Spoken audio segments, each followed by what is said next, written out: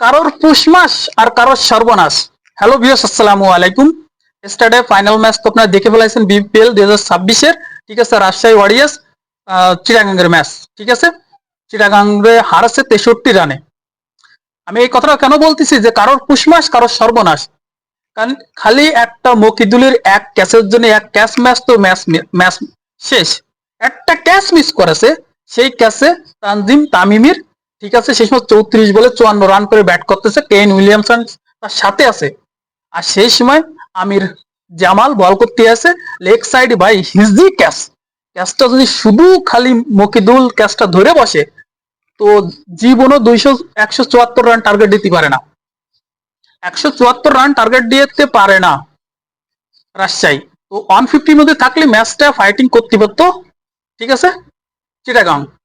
চিটাগাং আর fight করতে পারেনি, match ওই জায়গাতে বেরোয় চলে গেছে। 63 বলে 100 রান করে ফেলাইছে তানজিম তামিম, এবং তানজিম তামিম বর্তমানে ভাইরাল। সে ফাইনাল ম্যাচে সেঞ্চুরি করেছে সেম সেম তামিমের মতো, ঠিক আছে। তো তার সেঞ্চুরির উপর ভর করে 174 রানের টার্গেট আছে, 111 রানে প্যাকেট হয়ে গেছে। আর ব্রুনো ফার্নান্দেজের কথা তো বলবো না ভাই, সে বোলিং দুইটা ম্যাচ ব্যাক টু ব্যাক, দুইটা ম্যাচে 4-4টের উইকেট নেছে। স্টার্টে 4 ওভার বল করে 4 উইকেট, মাত্র 9 রান। আর হাসান মুরাদ মিডিল ওভারে যে ভাই যে স্পিন করেছে, অফ স্পিনার বলার, সে তো কারো খেলতেই দিনি। হাসান মুরাদ 4 ওভার বল করে 3টে উইকেট, সাথে 15টা রান।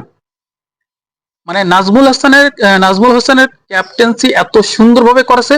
সে ক্যাপ্টেন্সি অনুযায়ী, ঠিক আছে, কেন উইলিয়ামসন মাঠের মধ্যে senior player, Mushfiq senior player, তারা চাইছে যে ম্যাচটা তারা চ্যাম্পিয়ন হোক, ঠিক আছে। কিন্তু শেখ মেহেদী একজন সিনিয়রও না জুনিয়রও না প্লেয়ার, ঠিক আছে, তার যে বড় কোনো নাম আছে, তার যে সাপোর্ট দেবে, ঠিক আছে, কেউ নাই। একমাত্র শরীফুল আছে। শরীফুল তো মনে করেন এখনো সিনিয়র না, সেও জুনিয়র ধরা যায়। 33 রান দিয়েছে, 2টে উইকেট নিয়েছে। তার সাথে মকিদুল সুন্দর বল করেছে, কিন্তু ক্যাচটা মিস করে সে ম্যাচটা খেয়ে ফেলাছে। চার 4 ওভার বল করে 20 রান দিয়ে মকিদুল 2টে উইকেট নিয়েছে, ঠিক আছে। তো বলার মতো, বলাররা যা করেছে ব্যাটিংরা তা কিছু করতে পারেনি। আমাদের নাইম ইসলাম 1 কোটি টাকার প্লেয়ার, সে ব্যাট করতে পারেনি, ঠিক আছে। তো বেগের কিছু রান পাইছিল, তাতে আসিফ আলী 23-24 রান করে দিয়ে গেছে। তো টোটালি 111 রানের মধ্যে প্যাকেট হয়ে গেছে ফাইনাল ম্যাচে। 63 রানে এত বড় পরাজয় ফাইনাল ম্যাচে কেউ দেখতে পারে না। কিন্তু ফাইনাল ম্যাচে মজা হয়েছে দর্শক, যে আমাদের যে ফাইনাল ম্যাচে যে ট্রফিটা দেখাইছে ভাই, হিরার ট্রফি, ঠিক আছে। আগে সেই হারিকেন মার্কা ট্রফি আর নাই, ঠিক আছে। ট্রফি চেঞ্জ হয়ে গেছে, হিরাট ট্রফি নিয়ে আসে, এবং হিরাট ট্রফি মনে করেন বর্তমান বাজার মূল্য মেবি 30 লক্ষ টাকা বাংলাদেশের টাকায়, ঠিক আছে। তো এত সুন্দর কাপ বাংলাদেশে বিপিএল আগে কখনো কোনোদিন দেওয়া হয়নি। সেই হিসেবে বাংলাদেশ এর বিপিএলটা অনেক সুন্দর এবং পরিপক্ক ভাবে এবার হয়েছে। কিন্তু একটা দুঃখজনক বিষয় যে বাংলাদেশে পুরোটা বিপিএল শেষ হয়ে গেল, কিন্তু 200 রানে একটা স্কোর করতে পারেনি, ঠিক আছে। আর যে জায়গায় ইন্ডিয়া একটা ম্যাচ খেলেছে 208 রানের টার্গেট ছিল নিউজিল্যান্ড, সে 208 রান চেঞ্জ করেছে মাত্র 15 ওভার 3 বলে, ঠিক আছে।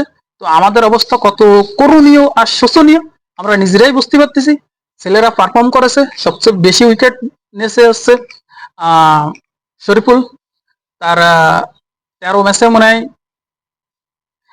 26টা উইকেট, ঠিক আছে। সবচেয়ে বেশি রান করেছে পারভেজ হোসেন ইমন, তার 395 রান, ঠিক আছে। আর এদিক দিয়ে মনে করেন যে সবচেয়ে কম রেটে কম রান দিয়ে 5 উইকেট নেওয়ার মধ্যে নাসুম, ঠিক আছে। টোটালি বিপিএলটা মোটামুটি ভাবে ভালোই হয়েছে। বিপিএল শেষ হয়ে গেছে, এখন আমাদের ওয়ার্ল্ড কাপের জার্নি